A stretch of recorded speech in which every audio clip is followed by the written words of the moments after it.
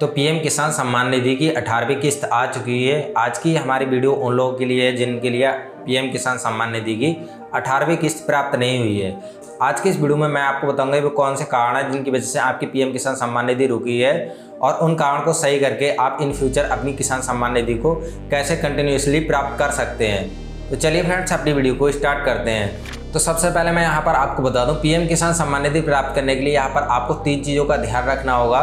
तो सबसे पहले मैं यहाँ पर आपको बता देता हूँ वो 3 चीज़ें कौन सी हैं और उसे आपको कैसे चेक करना है। तो आपको अपने फ़ोन में प्ले स्टोर के लिए ओपन करना है और यहाँ पर सर्च करना है पीएम किसान। पीएम किसान सर्च करने के बाद यहाँ पर जो पहला ऐप आएगा इसे आपको इंस्टॉल कर लेना है। इंस्टॉल करने के बाद आपको इसे यहाँ से ओपन कर लेना है। उसके बाद यहाँ पर कुछ परमिशंस मांगी जाएंगी, आपको इसे अलाउ कर देना है। उसके बाद यहाँ पर लैंग्वेज आएगी तो ऊपर आपको इंग्लिश को सिलेक्ट कर लेना है और नीचे सबमिट पर क्लिक करना है।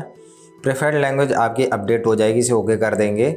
ओके करने के बाद ऊपर यहाँ पर आपको 2-3 ऑप्शंस दिखाई देंगे, new farmer registration, update mobile number और लॉगिन। तो यहाँ पर आपको जब पहले से ही सम्मान निधि प्राप्त हो रही तो आप ऑलरेडी रजिस्टर्ड होंगे, तो ऐसे में आपको लॉगिन पर क्लिक करना है। लॉगिन पर आप जैसे ही क्लिक करेंगे वैसे ही यहाँ पर आपको ऑप्शंस मिलेंगे, तो इसमें आपको ड्रॉप डाउन मेनू में क्लिक करना है और इसमें आपको बेनिफिशियरी को सिलेक्ट कर लेना है।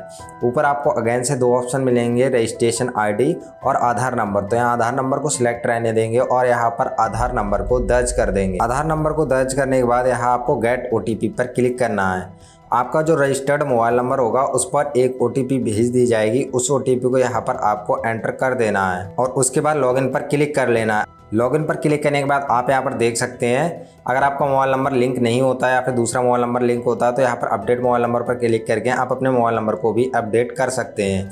हम यहाँ पर लॉगिन हो चुके हैं। अब हमें यहाँ डैशबोर्ड पर क्लिक करना है। डैशबोर्ड पर क्लिक करने के बाद आप इसमें देखेंगे आपको 3 चीज़ें दिखाई देंगी, लैंड रिकॉर्ड सीडिंग स्टेटस और आधार सीडिंग स्टेटस और उसके बाद KYC स्टेटस। तीनों ही यहाँ पर आपको यस दिखाई दे रहे हैं।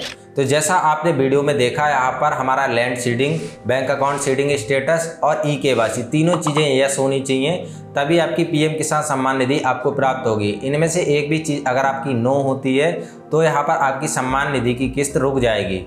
तो एक एक करके आप यहाँ पर समझ लेते हैं तीनों चीज़ें क्या हैं और ये अगर आपका एक भी इनमें से नो है तो वो कैसे ठीक होगा। सबसे पहले बात कर लेते हैं लैंड सीडिंग की।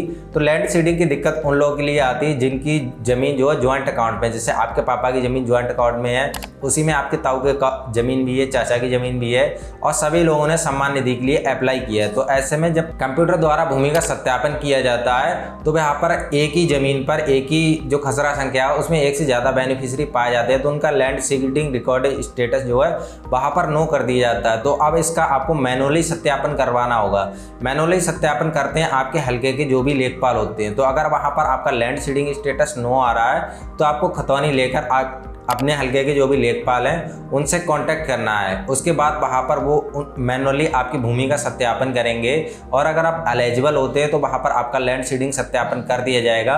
उसके बाद यहाँ पर आपका 4 से 5 दिन में ऊपर जो पीएम किसान सम्मान निधि है वहाँ पर स्टेटस लैंड सीडिंग का यस दिखाई देने लगेगा। अब दूसरी परेशानी की बात कर लेते हैं। अगर आपका बैंक आधार सीडिंग स्टेटस नो आ रहा है तो इसके लिए यहाँ पर आपको कहीं ज़्यादा जाने की ज़रूरत नहीं पड़ेगी। सबसे पहले तो आपको माई आधार में लॉगिन करना है। लॉगिन करने के बाद यहाँ पर आपको बैंक अकाउंट सीडिंग स्टेटस का एक ऑप्शन मिलेगा, इस पर आपको क्लिक करना है और यहाँ पर आप देखेंगे आपका NPCI स्टेटस एक्टिव है या इनएक्टिव है। अगर यहाँ पर एक्टिव है तो किस डेट में एक्टिव हुआ है, अगर हाल फिलहाल में ही एक्टिव हुआ है तो 15 दिन के बाद आप पीएम किसान का स्टेटस चेक करेंगे तो वहाँ पर आपका बैंक अकाउंट सीडिंग स्टेटस भी यस दिखाई देने लगेगा। अगर यहाँ पर आपका bank account seeding status inactive है तो इस केस में आपका जो भी बैंक होती है उस बैंक में जाना होगा। उस बैंक में जाने के बाद आपको NPCI का स्टेटस एक्टिव करवाना होगा। देन उसके 15 दिन के बाद आपका पीएम किसान सम्मान निधि में भी बैंक सीडिंग स्टेटस यस आ जाएगा। अब यहाँ पर आपके अकाउंट में NPCI का स्टेटस एक्टिव नहीं कर रहे हैं बैंक वाले, तो इसका सिंपल सा सॉल्यूशन है, आप पोस्ट ऑफिस में अपना अकाउंट खुलवा लीजिए, वो हैंड टू हैंड ही आपकी NPCI कर देते हैं। तो ऐसे में आपको ज़्यादा किसी भी प्रॉब्लम का सामना नहीं करना पड़ेगा, आप easily bank account seeding status भी वहाँ पर यस कर सकते हैं। अब तीसरा जो कारण है eKYC, इसे आप घर बैठे ही कर सकते हैं, इसके लिए आपको कहीं जाने की ज़रूरत नहीं है। आप इस वीडियो को देखकर अपनी eKYC को घर बैठे ही कर सकते हैं, लिंक डिस्क्रिप्शन में ही मिल जाएगा। तो यहाँ पर KYC अगर आप खुद से नहीं कर पाते हैं तो किसी भी CSC केंद्र या जन सेवा केंद्र पर नियरेस्ट जा सकते हैं, वहाँ पर जाकर आप 40-50 रुपये की फ़ीस पे करके अपनी KYC करवा सकते हैं।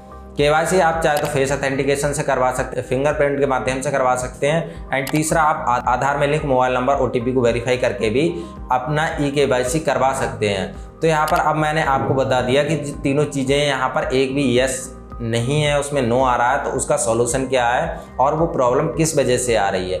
अब बात कर लेते हैं उन लोगों की जिन्हों की तीनों चीज़ें यस होने के बाद भी उन्हें PM किसान सम्मान निधि की 18वीं किस्त प्राप्त नहीं हुई है। तो सबसे पहले तो आपको क्या करना है, अपना NPCI का स्टेटस ही चेक करना है माई आधार में लॉगिन करके। कई बार ऐसा हो जाता है, हमने PM किसान सम्मान निधि में स्टार्टिंग में कोई और अकाउंट लगाया था और हमारी सम्मान निधि भी उसी अकाउंट में रिसीव हो रही थी, लेकिन अब हमारा जब से NPCI वाला सिस्टम हुआ तब से हमारे दूसरे खाते में पहुंचने लगती है और हम उस चीज़ पर ध्यान ही नहीं देते। तो जब आप माई आधार में लॉगिन करेंगे तो वहाँ पर आपको अपनी बैंक सीडिंग का स्टेटस दिखाई दे जाएगा और वहाँ पर आपको पता लग जाएगी आपकी किस अकाउंट से NPCI एक्टिव है। जिस अकाउंट से आपकी NPCI एक्टिव है उस अकाउंट को आप चेक कीजिए, आपकी PM किसान सम्मान निधि की 18वीं किस्त उस अकाउंट में पहुंच चुकी होगी। अब यहाँ पर जो बैंक में DBT है आपकी, उस अकाउंट में भी आपकी सम्मान निधि नहीं पहुंचती है और वहाँ पर भी तीनों चीज़ें यस हैं। तो इस केस में क्या करना है आपको, तो सबसे पहले आपको अपने फ़ोन के लिए उठा रहा है और अभी जो हमने स्टेटस चेक किया था PM किसान ऐप के थ्रू, उसमें आपको PM किसान सम्मान निधि का एक रजिस्ट्रेशन नंबर मिल गया होगा। अगर आपको रजिस्ट्रेशन नंबर नहीं पता है तो यहाँ से तो आपको अपने रजिस्ट्रेशन नंबर को नोट डाउन कर लेना है। नोट डाउन करने के बाद यहाँ पर आप क्रोम को ओपन करेंगे। क्रोम ओपन होने के बाद यहाँ पर आप सर्च करेंगे PFMS। उसके बाद यहाँ पर फर्स्ट वेबसाइट के लिए ओपन करेंगे।